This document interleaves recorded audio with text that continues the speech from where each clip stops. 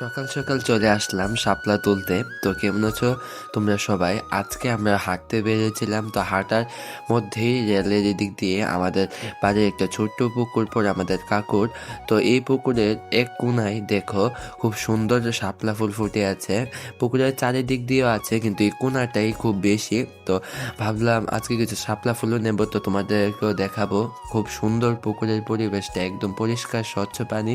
পুকুরে কিন্তু শাপলা ফুলের পাশাপাশি আরেকটি দেখো কি ছোট এক ধরনের সাদা, এগুলোকে আমরা ছোট শাপলা বলে থাকি।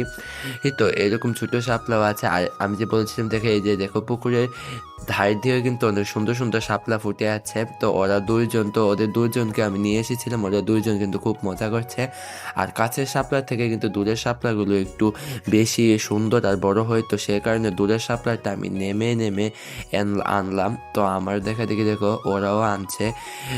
খুব সুন্দর। এই যে দেখো পুকুরের দূরের শাপলাগুলো একটু বড় আর একদম সুন্দর পরিষ্কার। বেশি দূরের গুলো আবার আনা যায় না, কারণ ওইগুলো আনতে গেলে কাপড় শরীর ভিজে যাবে, সেই কারণে। আর অনেক সুন্দর পরিবেশটা, যেহেতু আমরা সকাল সকালে এসেছি, বিকালে আসলে হয়তো আরেকটু বেশি ভালো লাগতো। এখন অত্যন্ত রোদ, কিন্তু তাও ভালো লাগতো। শীতের সকালের রোদ ভালোই লাগে। তো একটা শাপলা খোলার চেষ্টা করছি কিন্তু কেন জানি শাপলাটা খুলছে না। তো থাক, আজকে এই পর্যন্তই।